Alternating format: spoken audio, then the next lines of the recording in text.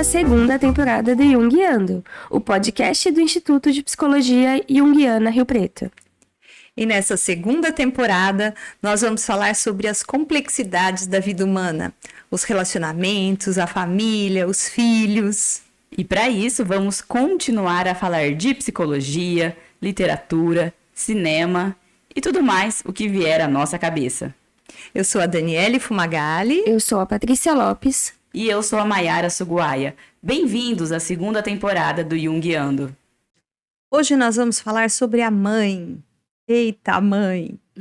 A culpada de tudo, a causa de tudo. Vamos falar sobre ela. E falar sobre a mãe sempre mexe muito com a gente. Por causa da nossa própria mãe. Porque no caso de muitas mulheres, nós somos mães. Ou porque nós convivemos com elas, né? As mães. Mãe é algo tão universal e tão único que é sempre desafiador falar sobre esse tema. Mas vamos lá.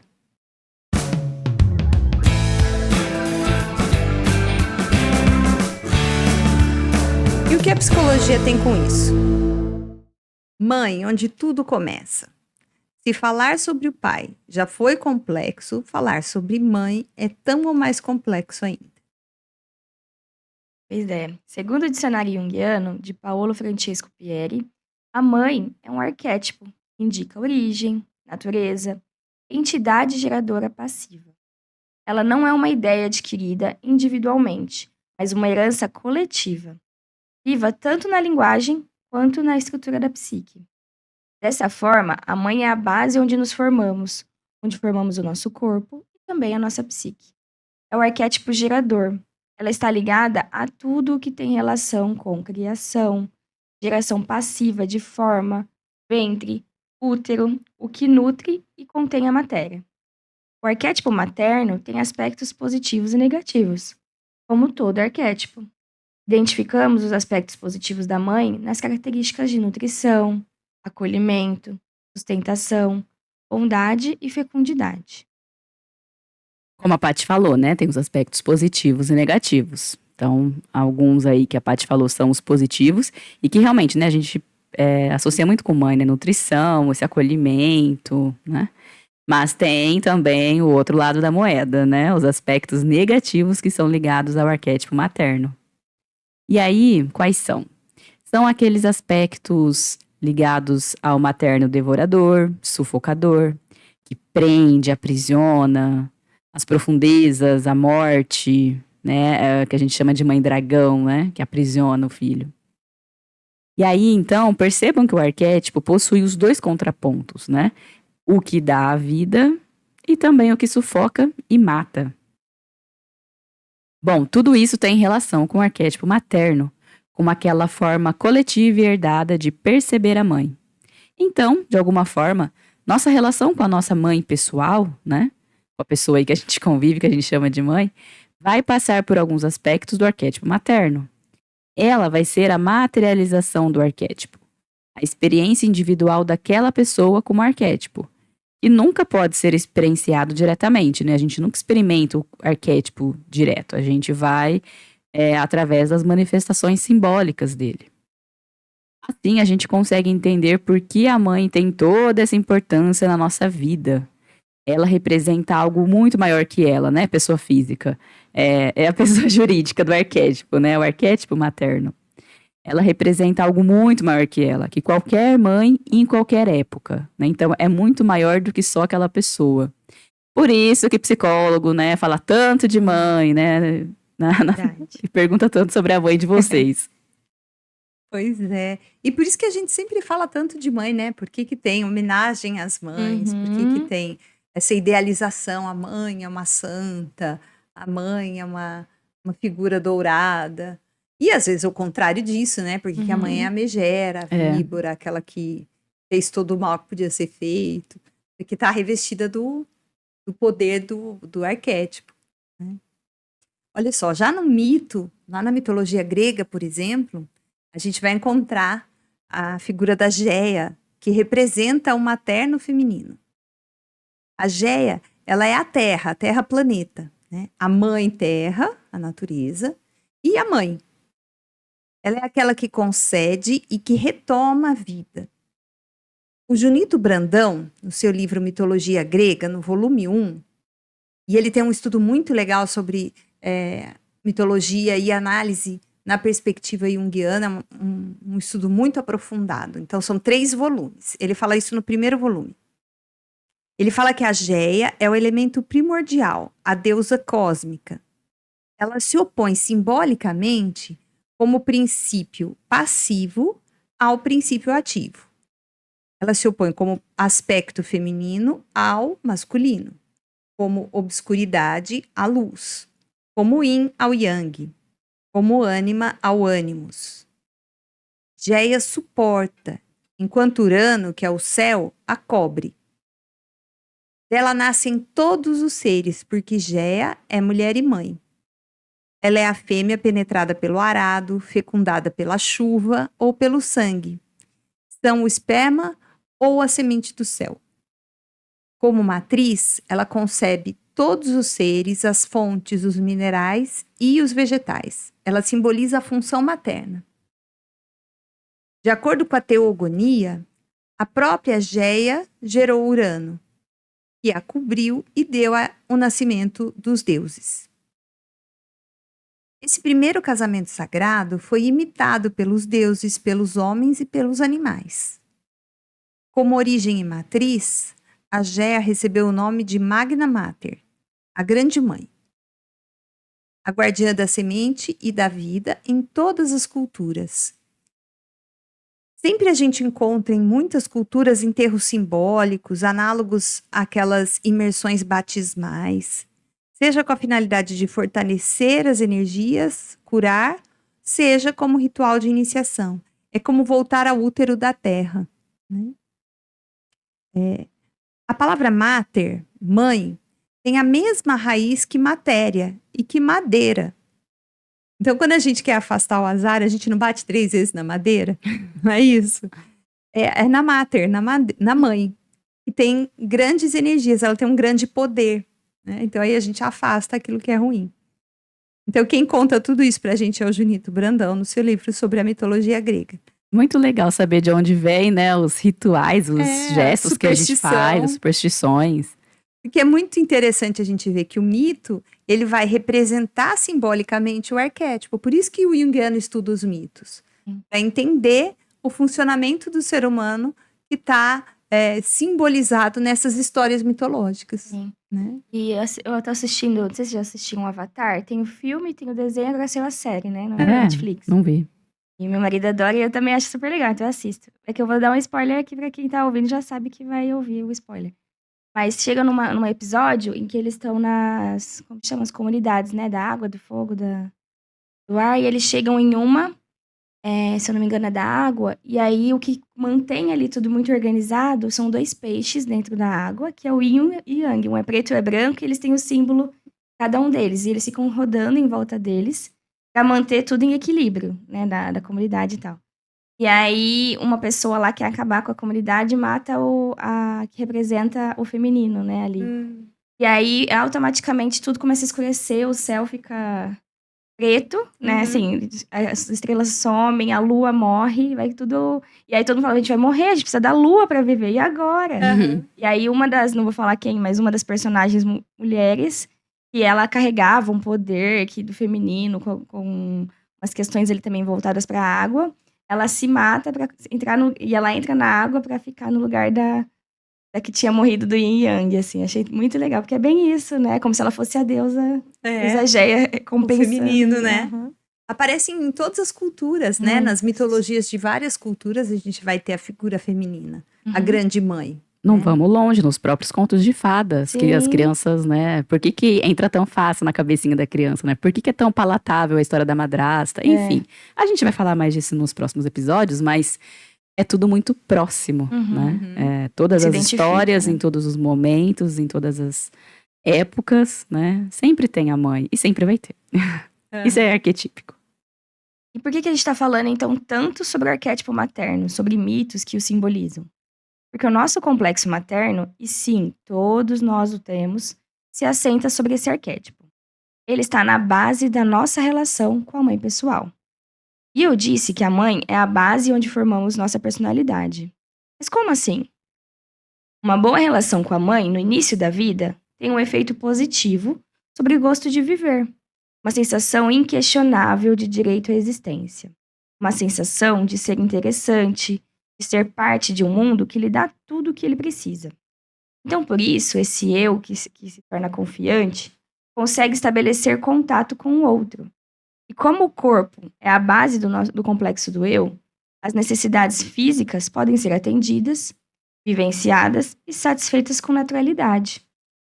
Existe uma alegria natural com o corpo, com a comida, com a sexualidade. O corpo pode expressar emoções e aceitar quando elas vêm de outras pessoas. Assim, é possível ter intimidade física e psíquica com outra pessoa, sem o medo de se perder. Tudo isso, né, gente, a Verena Caixa que fala no livro dela de filhos de pai e filhos de mãe. Tem até um exemplo que ela coloca que eu achei muito legal, que é a criança que ela é aceita, mesmo quando ela não está pela mãe, né? Essa constituição do corpo, ela é aceita pela mãe mesmo quando ela não tá cheirosinha e arrumadinha, sabe? E isso é muito de mãe, né? Mãe adora, eu pelo menos adoro. Cheirinho de suor, Cheirinho que de delícia! criança, cheirinho de bagunça, né? De suor. Cheirinho Às de vezes eu chego suor. da minha e falo, que delícia, cheirinho de suor. E eles morrem de rir, a gente fica Sim. brincando que tem chulé, que não tem chulé. E tudo isso tem a ver com ser aceito como você é, né? A naturalidade da matéria. E gera uma aceitação. E é muito legal esse exemplo que ela dá, né? A criança não precisa estar sempre cheirosinha para a mãe gostar dela. Uhum. Né? E como vocês falaram, me despertou uma lembrança aqui. A coisa do cheiro da mãe, né? Nossa, o cheiro da minha mãe, eu acho que é a memória olfativa mais primordial que eu tenho. A mais antiga, assim, né? Eu lembro de acordar e eu na cama da minha mãe ficava cheirando o travesseiro dela. Ah, E é muito fácil pra mim, é quase automático acessar essa memória olfativa, assim. Então essa coisa do... É bicho, É material, né? é corporal, né? É instinto puro, né? Da gente com a nossa mãe, assim, desse cheiro de se mãe. você sentir um cheiro parecido, provavelmente você vai lembrar dela, Do de alguma cheiro memória, de dela. alguma situação, né? É, muito legal.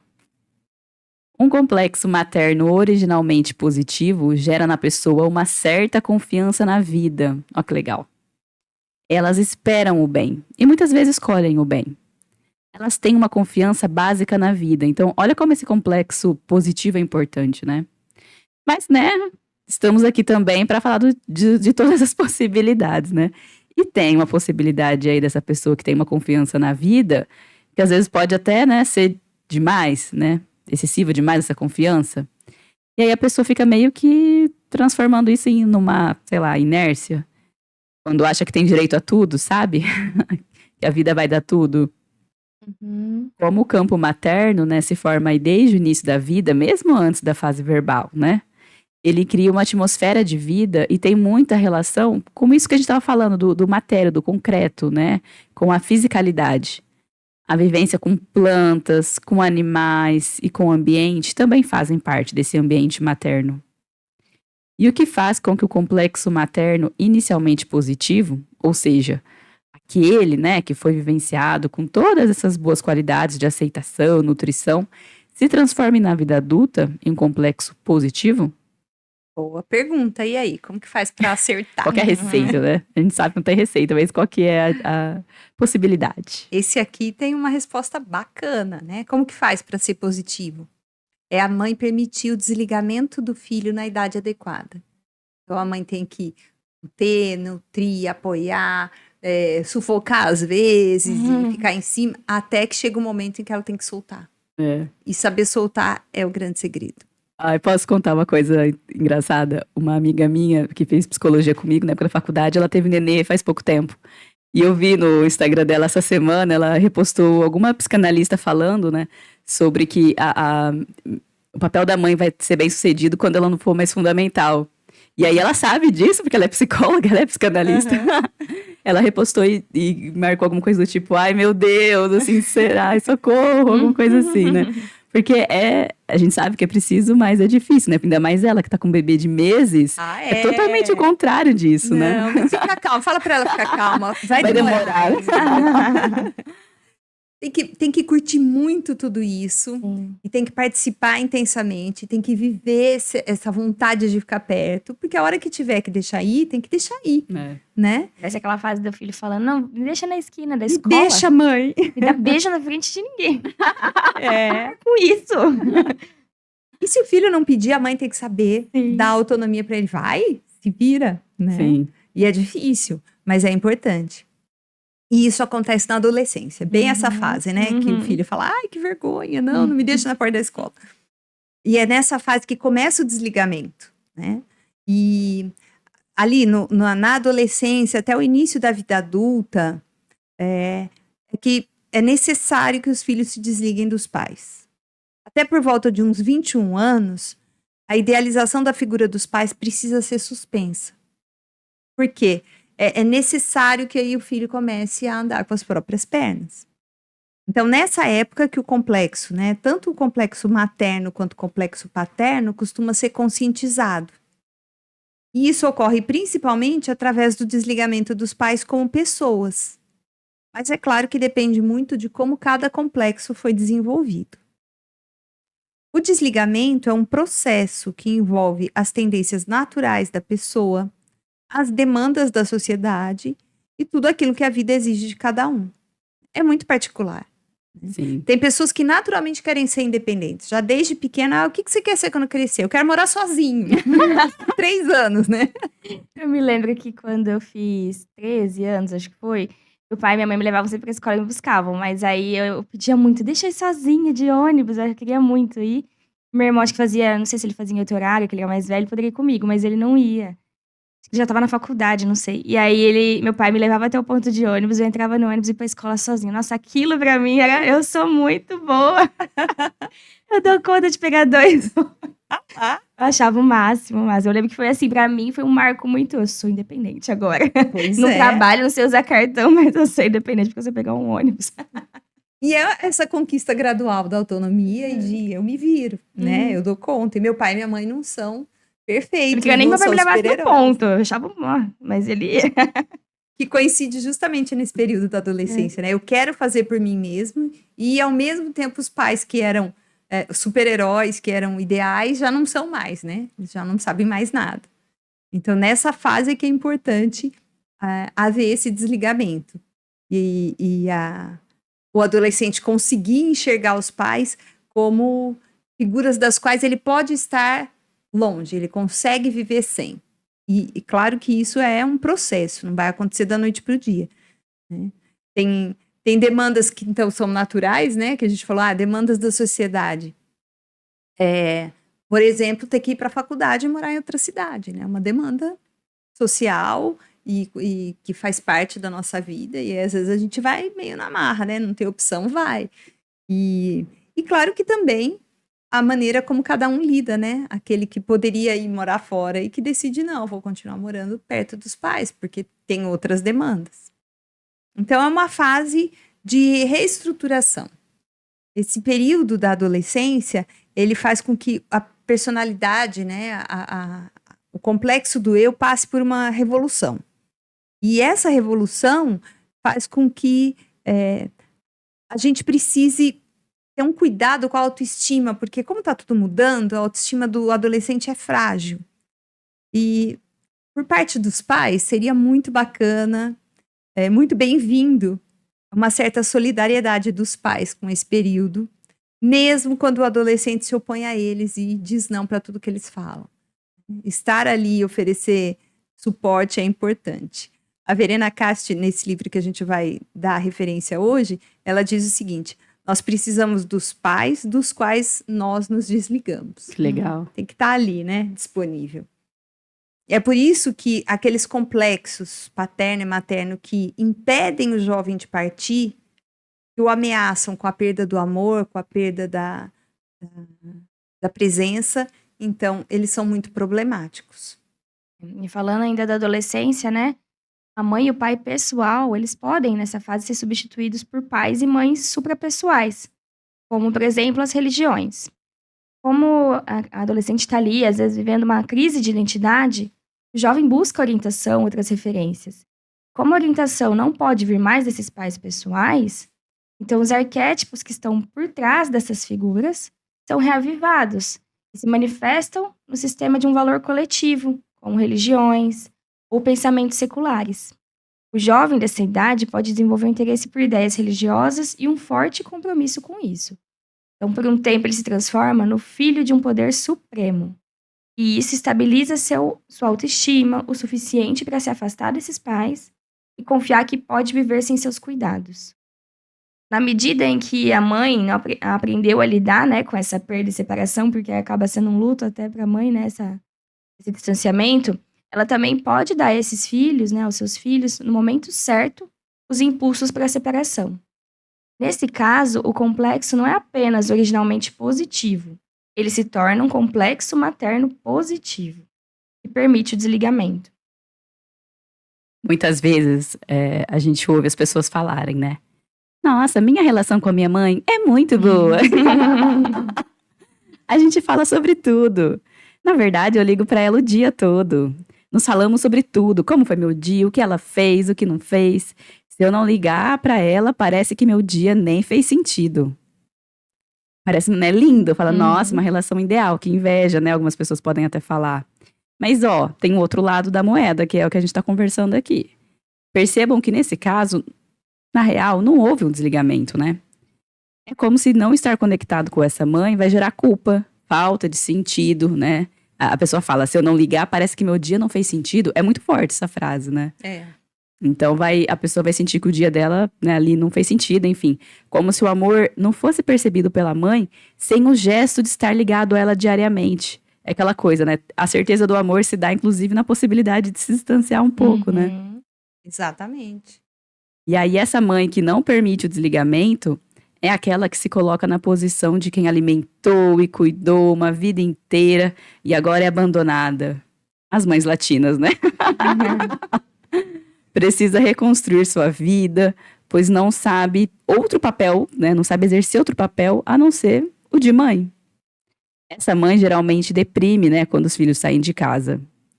Isso se eles tiverem força para deixá-la. Pode acontecer também deles ficarem presos aí, né, a vida toda. Não significa que essas pessoas não se casam, né, não têm suas casas, enfim, muitas vezes até fazem isso. Mas a mãe é que dita como as coisas irão funcionar. Aí tem aqueles problemas, né, casos de família de sogra, sogro, aquela coisa clássica, né, enfim. Elas mantêm os filhos junto dela, dependentes e incapazes de tomarem as decisões sobre suas vidas. Assim, os filhos se sentem seguros, mas apenas sob a tutela da mãe. Então, o complexo materno, né, que inicialmente era positivo, se torna um problema para a vida desses filhos. Veja que nesse caso estamos falando tanto de filhos quanto de filhas. Em outro momento, vamos comentar especificamente sobre a relação da mãe com sua filha e da mãe com seu filho. Então, gente, tudo é culpa da mãe? Como a gente colocou no começo. As mães não gostam muito do Freud, né? Por isso, algumas. Pois é. Então, nem tudo é culpa da mãe, né? Não é culpa da mãe. Mas ela influencia bastante, né? É claro que a mãe pessoal é apenas uma pessoa com seus erros, seus acertos, com suas dificuldades, inclusive que ela trouxe da relação com seus próprios pais. Mas pelo fato dela carregar o peso do arquétipo, tudo que ela faz ou deixa de fazer pode, não quer dizer que necessariamente vai, mas pode afetar muito a vida de cada filho.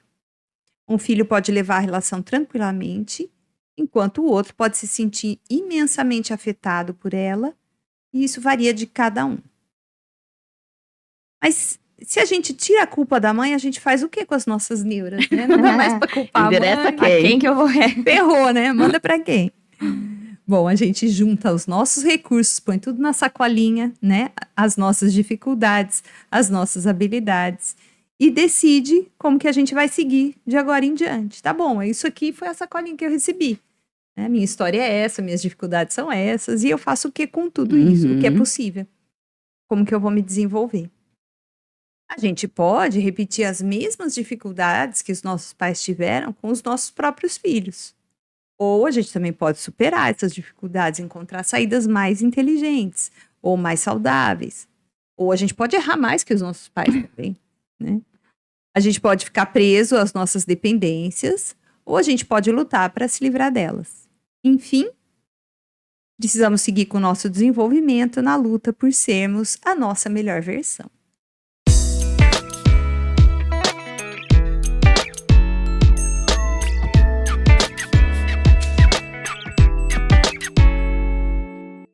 Bom, e agora para as nossas dicas. São 2 livros muito legais aqui. Um é o Jung, Arquétipos e o Inconsciente Coletivo. O volume 9, parte 1, tá, gente? E o outro que a gente usou bastante aqui nesse episódio, que é o da Verena Casti. Filhas de Pai, Filhos de Mãe. O que isso significa para você?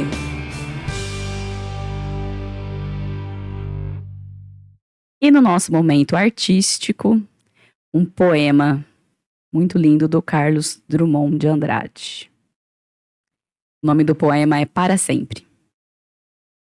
Por que Deus permite que as mães vão-se embora? Mãe não tem limite, é tempo sem hora. Luz que não apaga quando sopra o vento e chuva desaba. Veludo escondido na pele enrugada. Água pura, ar puro, puro pensamento. Morrer acontece com o que é breve e passa, sem deixar vestígio. Mãe, na sua graça, é eternidade. Por que Deus se lembra, mistério profundo, de tirá-lo um dia? Ou se eu, rei do mundo, baixava uma lei. Mãe não morre nunca. Mãe ficará sempre junto de seu filho. E ele, velho embora, será pequenino, feito grão de milho. Esse lindo poema é do Carlos Drummond de Andrade. Muito bom. E a gente quer ouvir a sua opinião, a gente quer saber quais são as suas sugestões. A gente tem recebido vários e-mails, vários contatos, e a gente fica muito feliz com eles.